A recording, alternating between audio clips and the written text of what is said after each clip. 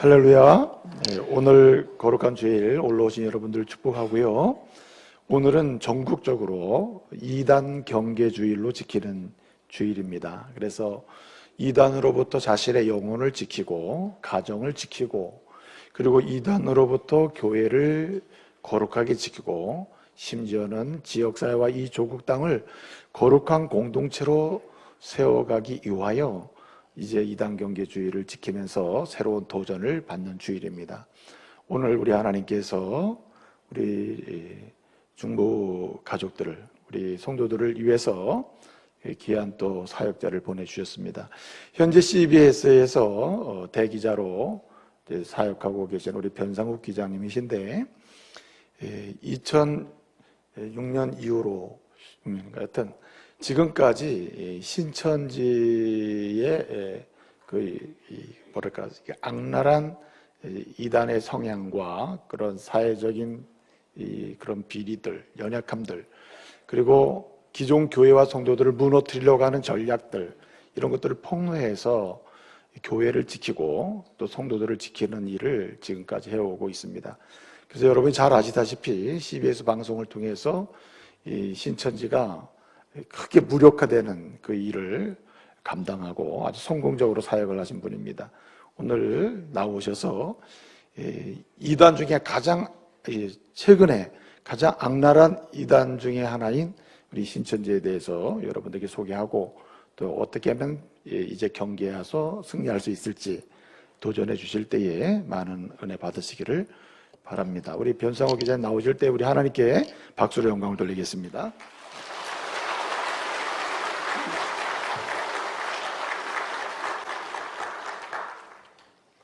네, 중보교회 성도 여러분 반갑습니다. 이렇게 귀한 시간, 귀한 강단에 세워주셔서 감사드립니다. CBS 기독교 방송에서 이단 사이비 특별 취재 단장을 맡고 있는 변상욱 기자입니다.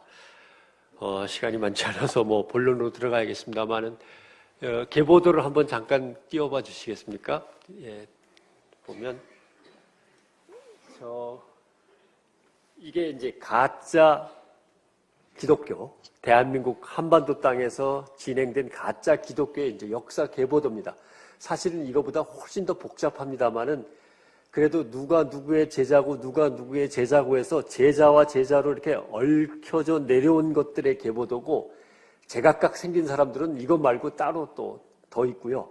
그 다음에 해외에서 직수입된 것들은 또 저쪽에 따로 또 있습니다. 상당히 복잡한데 맨 위가 1917년입니다. 1917년부터 가짜 기독교가 생기기 시작해서 지금까지 전국적으로 가짜 기독교는 한 120개 정도, 120개 정도 생겨서 지금 한 70개 정도 남아 있습니다.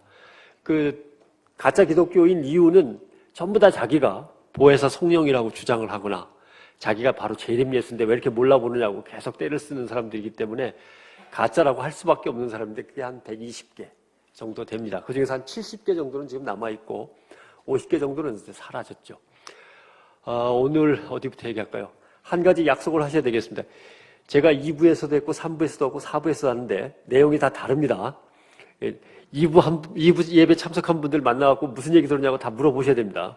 그리고 3부에서 들은 거 가르쳐 주셔야 되고 4부 참석하신 분들도 만나시고 또 4부 참석한 분들한테 오늘 얘기 또 가르쳐 주셔야 됩니다. 여기서부터 할까요? 박태선부터 하죠. 여기 박태선. 잘 아시는 신앙촌, 전도관으로 유명한 박태선. 나이 드신 분들은 박태선 쪽에서 나온 간장, 고추장, 양말, 담요 덮고 살고 그랬을 겁니다만은 저도 박태선 신앙촌에서 나온 카스테라 먹으면서 어린 시절을 자랐습니다. 박태선. 여기서부터 시작하면 되겠죠? 대한민국의 1915년, 16년쯤에 이제 미국에서 가짜 기독교가 직수입된 게 하나 있는데 그게 이제 유명한 여호와의 증인입니다. 여호와의 증인이 1915년, 16년 그쯤에 이제 들어왔고 그래서 여호와의 증인의 가장 큰 특징 중에 하나가 여러 개는 있습니다만은 그 중에 하나가 의인이 다 구원을 받는 게 아니라 14만 4천 명만 따로 성적이 좋은 사람만 14만 4천 명 한국이 아니라 전 세계에서 14만 4천 명 그러니까 뽑히기가 좀 어렵습니다. 공부 열심히 해야 되는 거예요. 전 세계에서 14만 4천 명만 구원을 받는다라고 하면서 이제 한국 땅에서도 몇 명은 있을 거라고 이제 들어온 겁니다. 그걸 누가 이제 배우느냐면은 지금 말씀드린 전도관의 박태선 장로가 뭐 사실은 가짜 장로입니다만은 박태선 장로가 14만 4천 명만 구원받는다는 여호와의 증인의 교리를 배워서 제자들에게 가르칩니다. 그래서 제자들이 쭉 내려가는데 박태선 바로 밑에 있는 김종규부터 시작을 한번 해보겠습니다. 박태선한테 14만 4천 명만 구원받는다는 교리를 배운 김종규라는 작자가 1964년에 서울 동작구 상도동에 사자암이라고 하는 작은 절이 있었는데 절 안에 새 방을 얻어가지고 기도원을 차립니다. 말이 조금 이상하더라도 전쟁 끝나고 막 정신이 없을 때여서 다 그렇게 됩니다. 사자암 절 안에 새 방을 얻어서 호생기도원이라고 하는 기도원을 차립니다.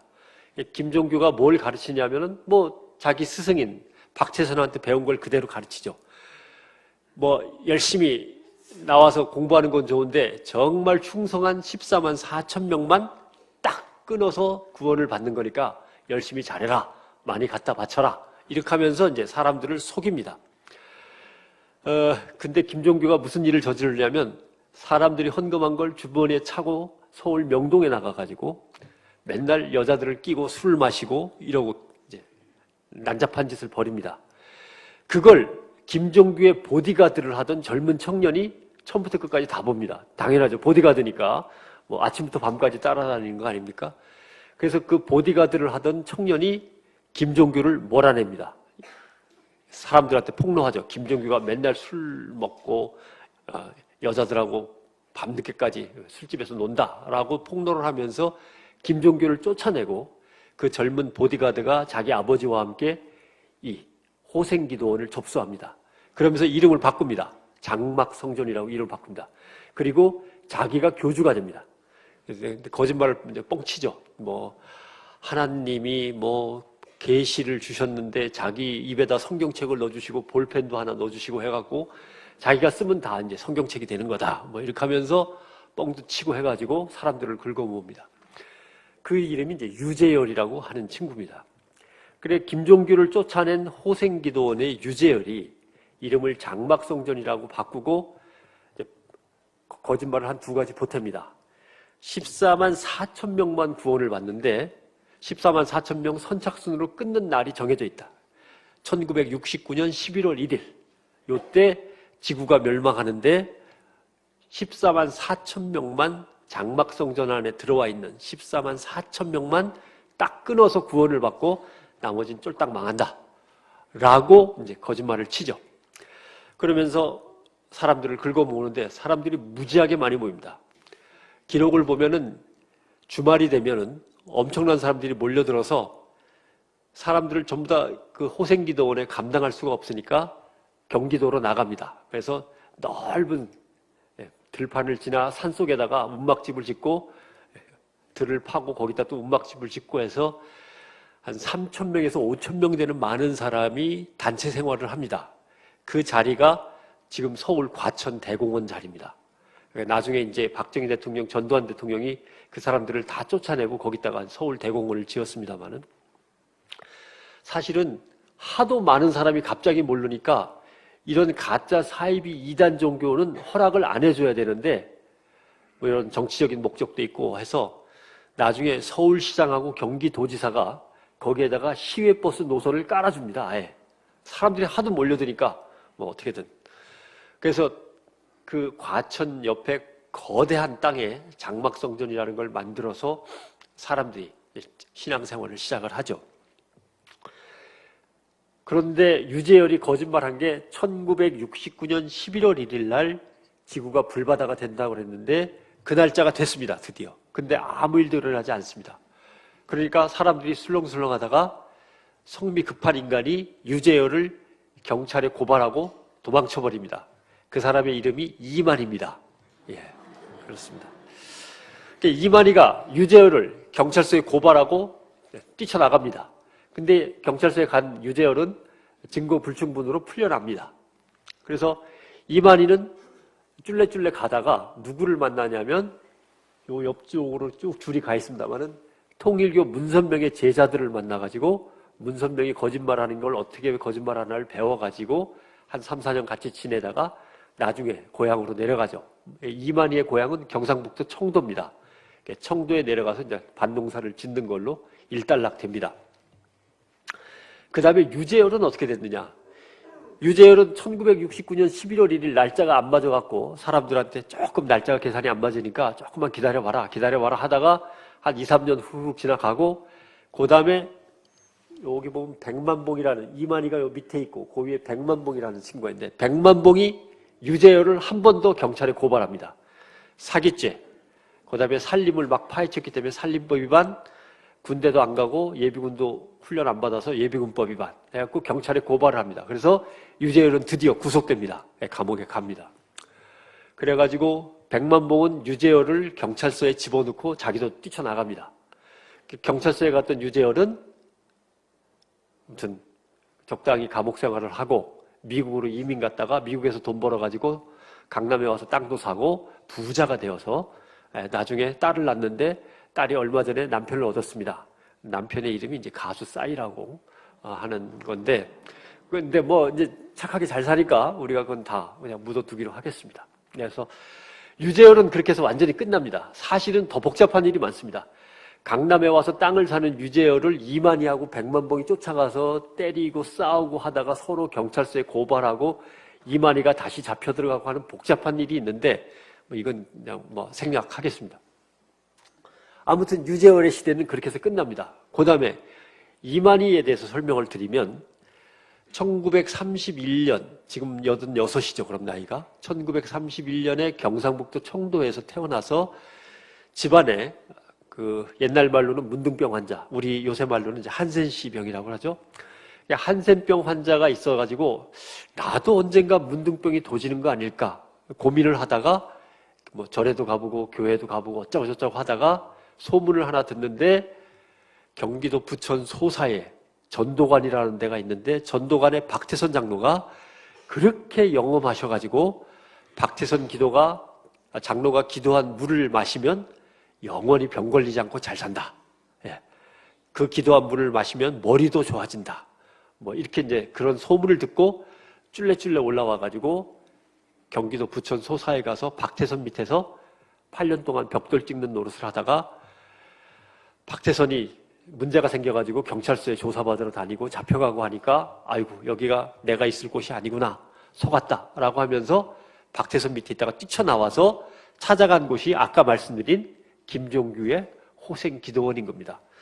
이만희는 호생기도원을 갔다가 유재열의 장막석전을 갔다가 통일교 문선명 제자들을 만났다가 고향에 내려갔는데 그러면 얘기가 여기서 끝나야 되는데 끝이 안 납니다. 왜냐하면 이 백만봉이라는 인간이 문제입니다. 만봉이가 이제 만희한테 전화를 겁니다. 이제 만봉이가 3살 위입니다.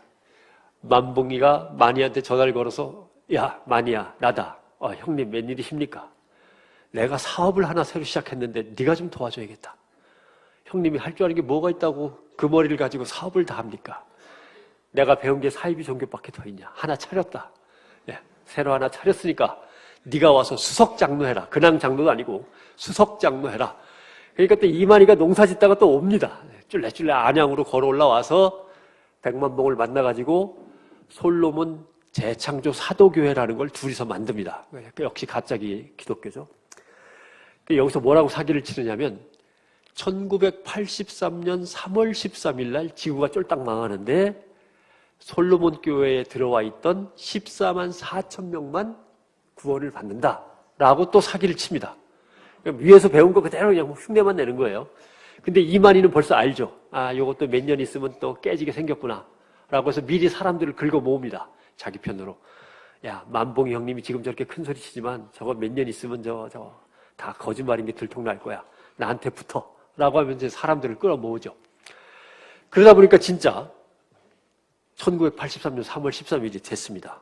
그래서 모두들 김밥을 싸가지고 산 위에 올라가서 지구가 쫄딱 망하는 걸 구경하면서 지구가 망한 다음에 내려와서 이제 자기네끼리 살려고 준비를 다 했는데 1983년 3월 13일이 그냥 지나가 버렸어요. 3월 14일도 지나가고 3월 15일도 그냥 지나가려고 합니다. 문제는 김밥도 떨어지고, 그러니까 산 위에 있을 수가 없어갖고 다 내려와서 뿔뿔이 흩어집니다. 그때 이만희는 자기 사람들을 끌어모아가지고 과천 옆에 있는 인덕원 그 근처에 가가지고 월세방을 얻어서 처음으로 집회를 여는데 그 날짜가 1984년 3월 14일입니다. 그래서 신천지 개국일이 1984년 3월 14일입니다. 그래서 신천지 예수교 증거 장막성전이라고 하는 유재열의 장막성전의 뒤를 이어서 자기가 신천지 장막성전이라는 걸 만들어가지고 가짜 교회를 이제 만들어서 자기가 마치 뭐 재림 예수쯤 되는 것처럼 보혜사 성령쯤 되는 것처럼 거짓말을 하면서 뻥을 칩니다. 근데 이만희가 머리가 좋아요. 왜냐하면 14만 4천 명의 의인이 가득 차면 세상이 확 뒤집어지면서 우리만 구원을 받는다. 그 다음에 14만 4천 명 중에 성적순대로 딱 끊는데 15만 명, 16만 명, 20만 명이 왔더라도 14만 4천 명에서 딱 성적순으로 끊는데 성적이 좋은 사람은 지구가 멸망한 다음에 새로운 세상이 됐을 때 스위스나 덴마크, 오스트리아 같이 좋은 땅을 넘겨받고, 성적이 나쁜 사람은 티니지, 가나, 아프가니스탄 뭐 이런데 받아봤자 별 볼 일 없는데 이런 땅을 받게 된다. 그래서 지구가 뒤집어지면서 신천지 안에 들어와 있던 사람들은 귀족 계급이 되는 거고, 자기네 말로 이제 제사장 계급이라고 그러죠. 제사장 계급이 돼서 백성들을 지배하는 사람들이 되고, 신천지에 안 들어왔던 사람들은 울며 불며 후회해도 소용이 없다.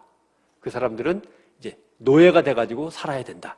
그 대신 똑같은 땅을 주는 건 아니고 성적순대로 좋은 땅, 나쁜 땅이 있다. 이렇게 하면서 거짓말 치는데 제일 중요한 거는 날짜를 얘기를 안 합니다.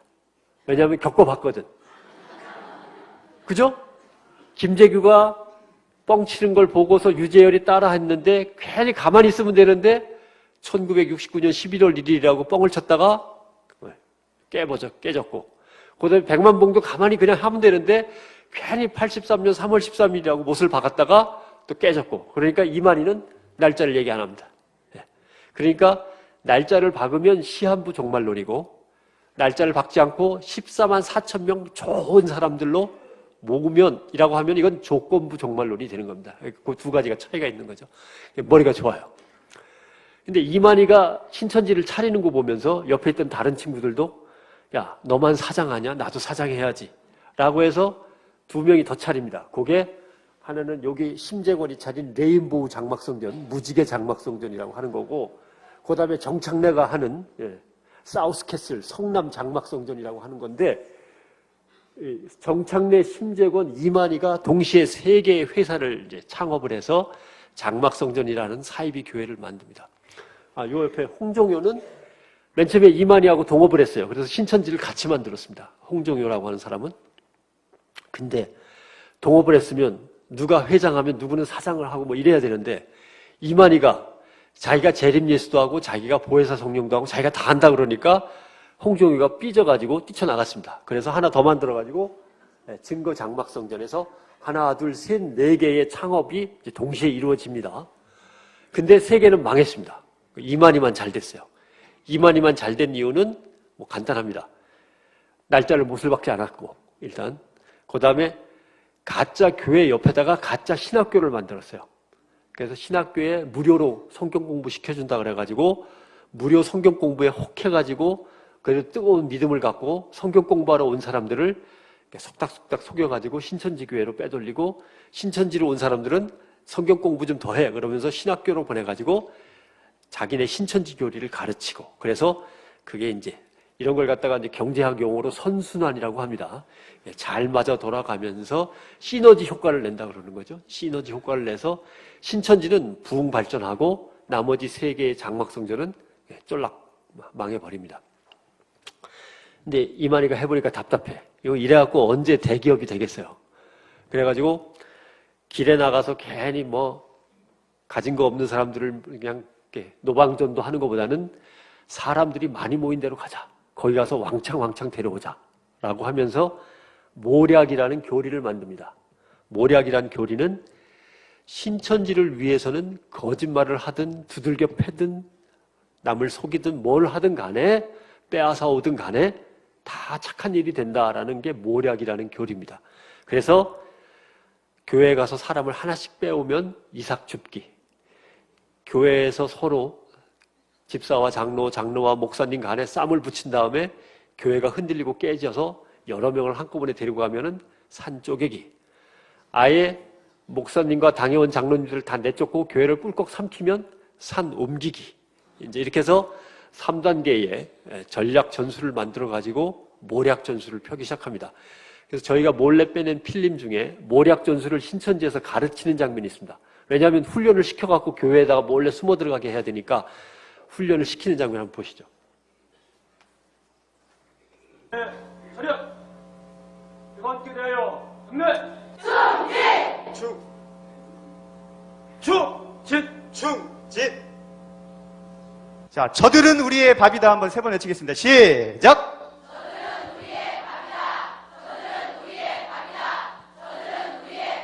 자, 정복의 마인드를 가지셔야 됩니다. 처음에는 정탐, 두 번째 정복. 정복한 다음 뭐 하는 거예요? 세 번째 추수.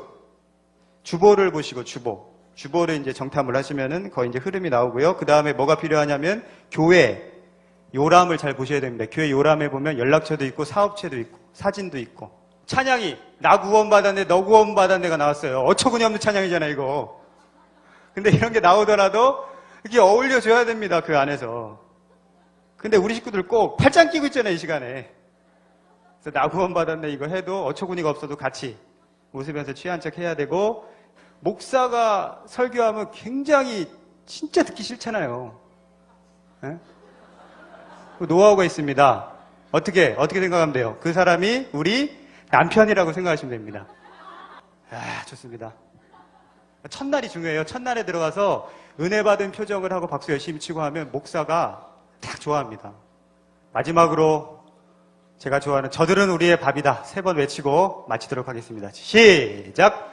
저들은 우리의 밥이다. 저들은 우리의 밥이다. 저들은 우리의 밥이다.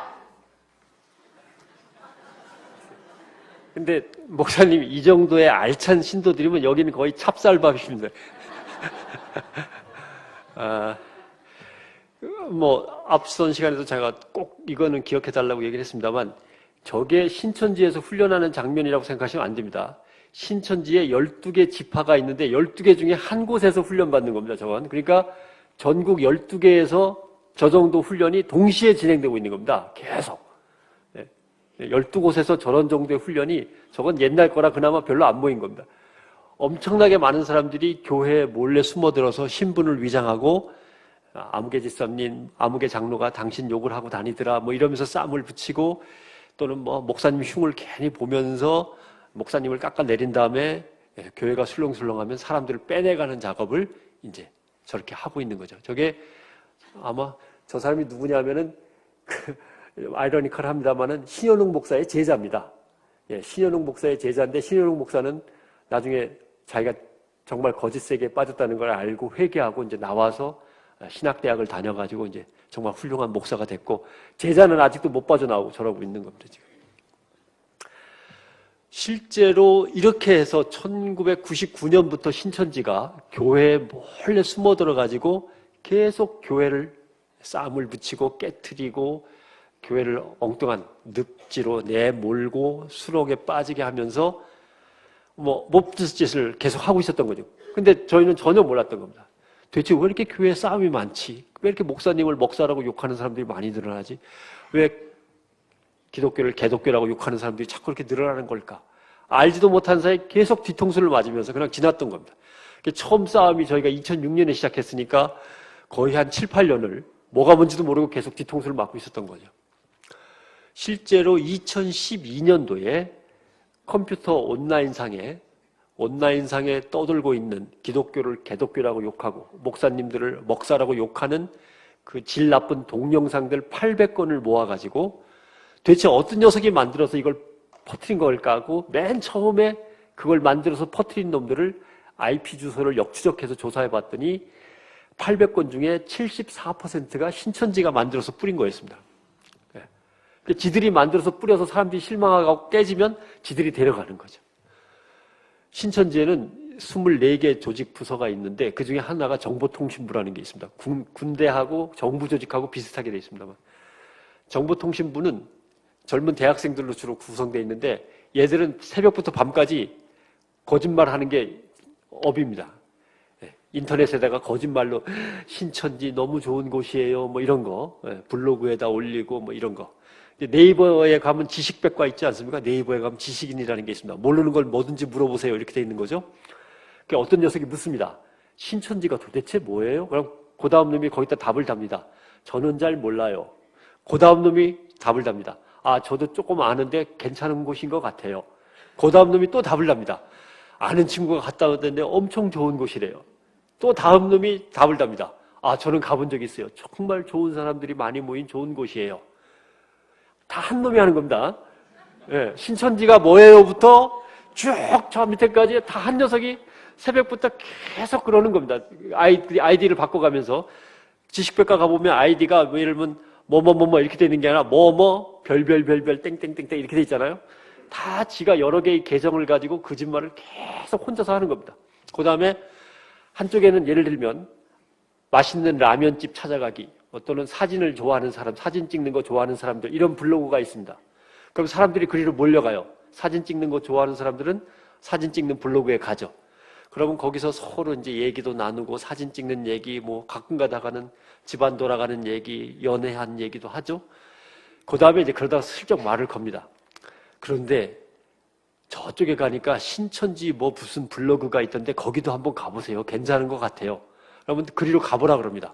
그럼 갑니다. 그러면 그쪽에서 그놈이 다시 가서 기다리고 있다가 한 놈이 2개씩 하는 겁니다. 한 놈이 2개씩. 반드시 신천지인 걸 알리는 블로그를 하나 운영하고 신천지인 걸 완전히 숨기고 취미생활이나 뭐 이런 걸로 위장한 걸 하나를 하고 2개를 운영하게 됐습니다. 1인당. 그러니까 여기 있던 사람이 절로 가면 너무나 이 사람 구미에 딱 맞는 거짓말만 하는 거예요. 왜냐면 잘 아니까. 사진 찍는 동아리, 사진 찍는 블로그에서 만난 친구 사이니까 이쪽으로 건너오면은 처음 만난 사이인 것처럼 거짓말하지만 이 사람에 대해서 너무나 잘 알고 있는 거죠. 그러니까 딱 입맛에 맞는 거짓말을 살살살살 하면서 끌어들입니다. 그러면 이제 깜빡 넘어가고 깜빡 넘어가고. 이게 정보통신부가 하는 일입니다. 신천지 정보통신부가. 그러면서 그때부터 이제 저렇게 해가지고 계속 사람들을 꼬여내서 교회를 흔들고 교회를 깨트리고 무너뜨리고 하면서 신천지는 커집니다. 2006년 처음 신천지하고 싸움이 붙었을 때 한 3, 4만 정도 됐는데 지금은 17만입니다. 조금 있으면 20만입니다. 그 중에서 7만 명은 대학생입니다. 대학생입니다. 한 어머니는요, 부목사님이 전화를 하셨어요. 청년부 아무개가 1년 동안 교회를 안 오고 있습니다. 혹시 집사님, 아드님한테 무슨 일이 있습니까? 그러니까 집사님이 기가 막힌 거예요. 부목사님, 뭐 잘못하셨겠죠. 우리 애는 교회를 한 번도 빠진 적이 없습니다. 아니요, 1년 동안 한 번도 온 적이 없습니다. 부목사님하고 지금 집사님하고. 그럴 리가요. 제가 매 주일마다 손을 붙잡고 교회를 같이 갔는데 부목사님 뭔가 잘못 착각하신 것 같습니다. 부목사님은 앞만 봐도 만난 적이 없는데 나중에 알고 보니까 엄마 손을 붙잡고 이놈이 교회를 온 다음에 어머니 그럼 대예배 들어가세요. 그럼 어머니가 대예배실로 들어가면 저는 휙 하고 신천지로 간 거예요. 그러니까 엄마는 대예배 끝나고 나가면 집에 가면 있거든. 그러니까 엄마는 매번 손을 붙잡고 교회를 같이 갔으니까 한 번도 빠진 적이 없다고 생각하지만 한 번도 교회 간 적이 없는 거죠. 그런 애들이 정확하게 하면 그런 애들이 7만 명이라고 이제 보시면 되는 거죠. 집에서 용돈 타다가 신천지에 갖다 바치고 등록금 타다가 갖다 바치고 이러면서 부모를 깜짝같이 속이는 놈도 있고 등록금 타가지고 학교에 내긴 내가지고 학교에 적은 있어요. 졸업은 해야 되니까. 그러나 학교 가는 게 아니라 매일 신천지에 가서 신천지 일만, 신천지가 뭐예요? 맨날 이런 거 하고 있는 녀석들도 있고, 뭐 이제 그런 게 한 7만 명 정도 되는 거죠. 뭐 얘기를 하자면 뭐 밑도 끝도 없습니다. 그래서 젊은이들은 그렇게 이제 무너져 가고 있는 거고, 뭐 신도들도 마찬가지입니다. 지난주에 남자 어른이죠. 남자 한 50 다 돼간 사람이 50 좀 안 나 40 중반쯤 되는 것 같습니다. 울면서 전화를 해서 저희 기자들을 보냈어요. 사연이 뭐냐면 부인이 신천지에 빠졌습니다. 애가 셋이에요. 애 셋을 남자가 혼자 키우고 있는 거예요. 부인은 안 돌아오고. 뭐 얼마나 고생이 많겠어요. 문제는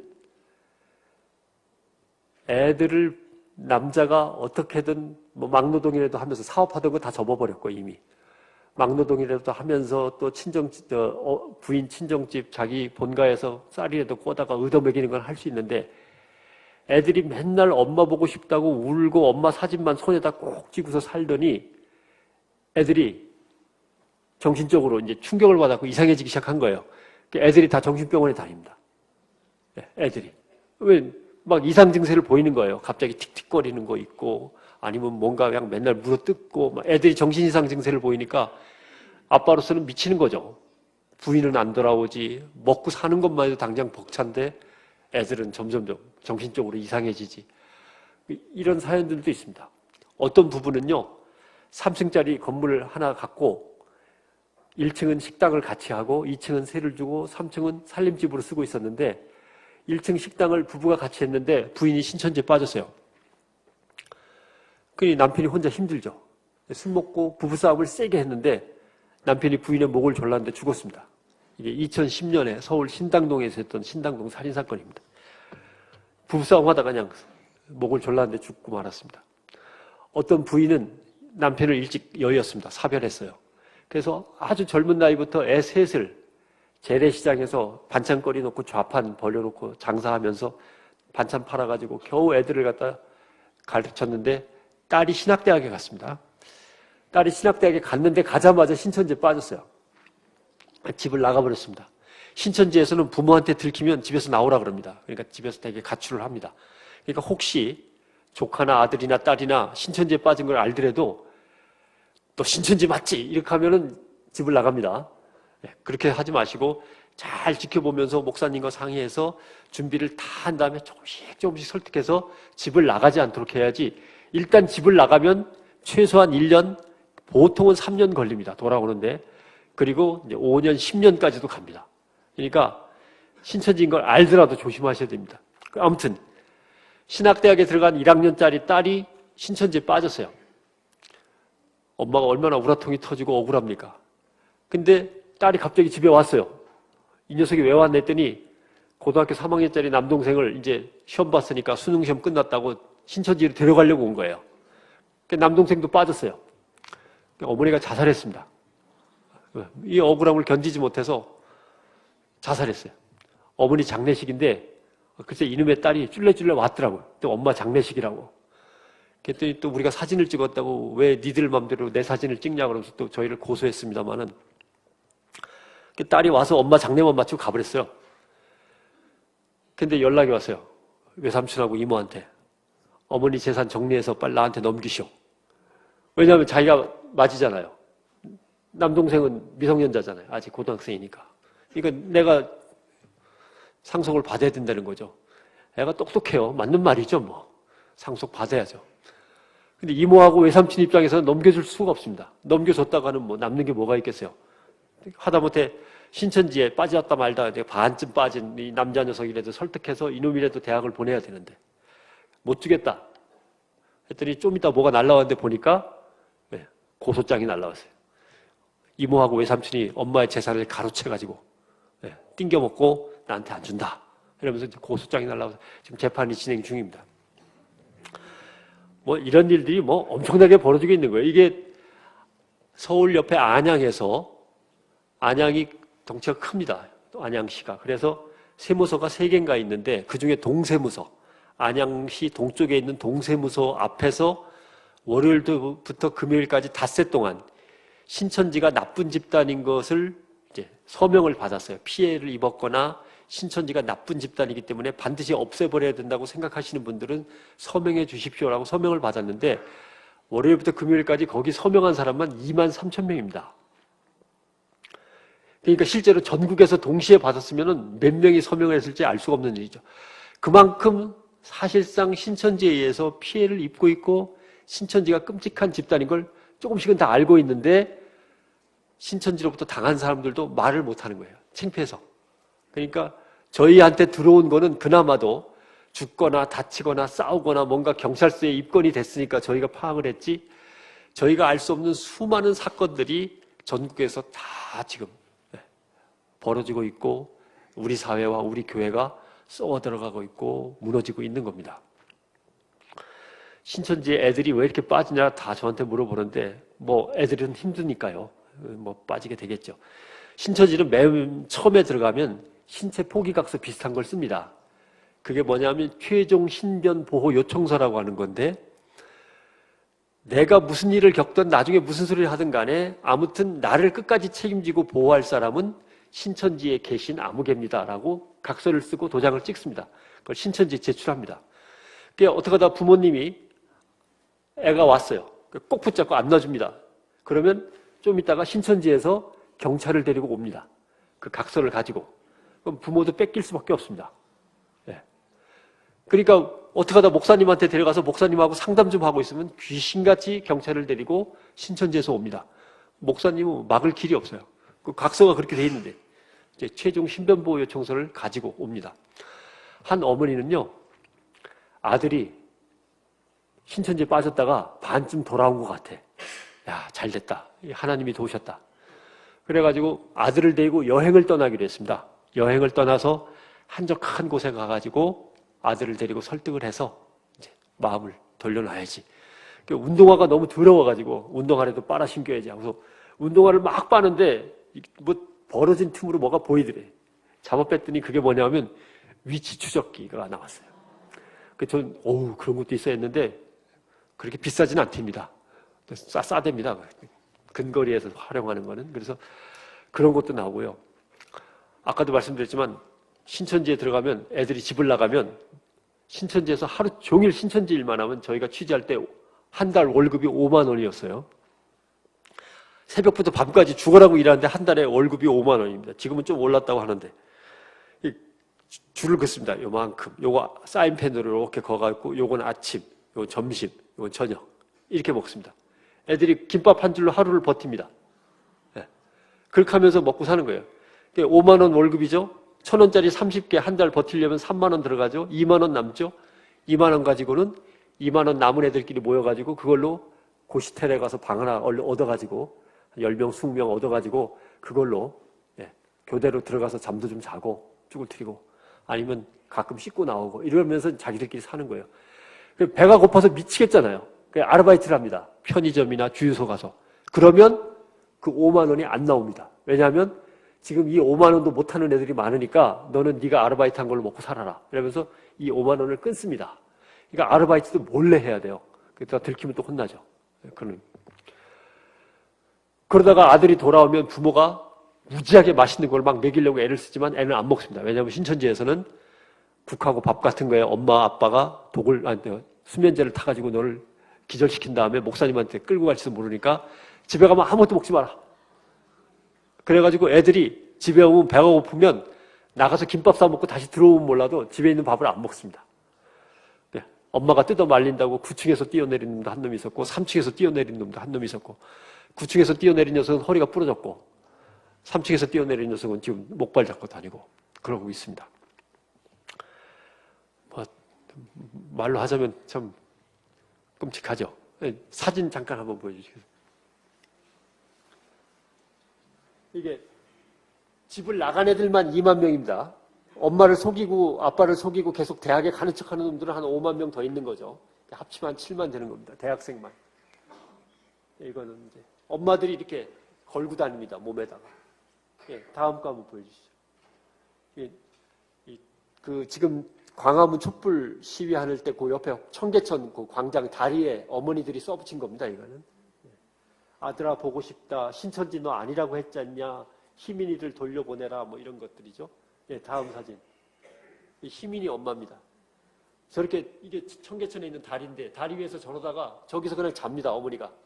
왜냐하면 사람들이 많이 모인 데는 어떻게든 가서 사람들한테 우리 아들 찾아주세요. 신천지는 나쁜 놈들이에요. 이거 하다 보니까 그냥 저기서 김밥 먹고 저러다가 또 저기서 자다가 그럽니다. 희민이 엄마고요. 엄마들입니다. 다 자기 아들, 딸 사진이 여기 다 있습니다.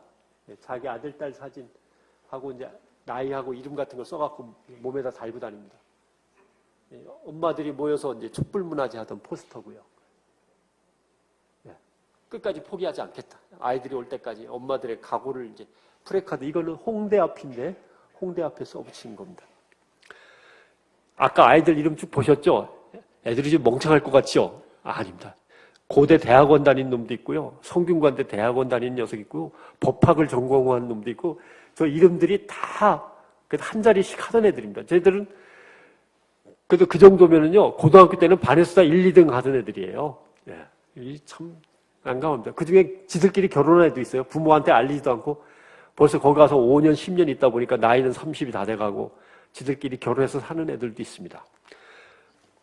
아까 혜진이 엄마 이름이 안 나오네.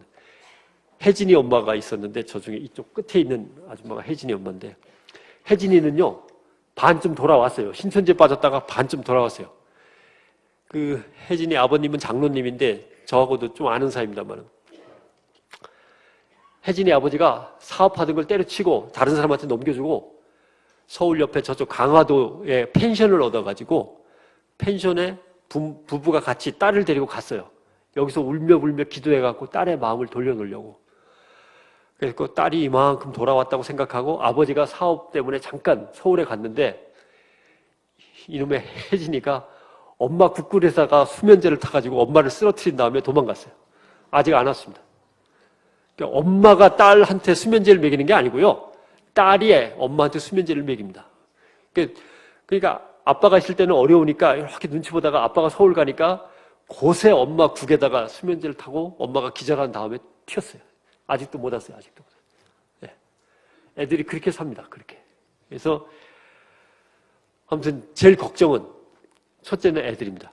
특히 대학생. 요새는 고등부도 노립니다. 고등학생도 노립니다. 왜냐하면 고등학생들이 수시로 일찍 학업을 마치기 때문에 심심해서 왔다 갔다 하는 애들을 노립니다. 그 다음에 수능 시험 끝나고 이제 대학 원서 쓴 애들, 요걸 또 노립니다. 그 다음이 3월 달에 대학에 들어오는 애들을 노립니다. 제가 처음 신천지하고 이제 본격적으로 싸움이 붙었던 한 5년 전, 4년 전쯤. 그때 전국에 있는 기자들한테 각 대학에 있는 신천지 가짜 서클, 가짜 동아리를 확인해봐라 그랬더니 전남대, 조선대, 영남대, 공주대 이렇게 하나씩 적발이 됐어요. 근데 지금은요, 지난번에 공주대만 7개가 나왔습니다. 그러니까 각 대학의 4, 5개 이상은 다 신천지 가짜 동아리가 함정을 파고 신입생들을 기다립니다.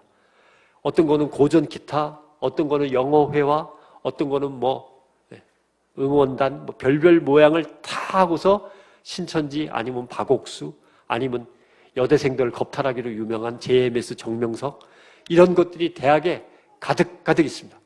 그러니까 조카든 아이들, 주변 아이들이든 자기 자녀는 말할 것도 없고, 누구든 대학에 가는 아이들이거나 고등학교 이제 졸업하는 아이들이 있으면 꼭 얘기해 주셔야 됩니다. 이렇게 무서운 세상이다.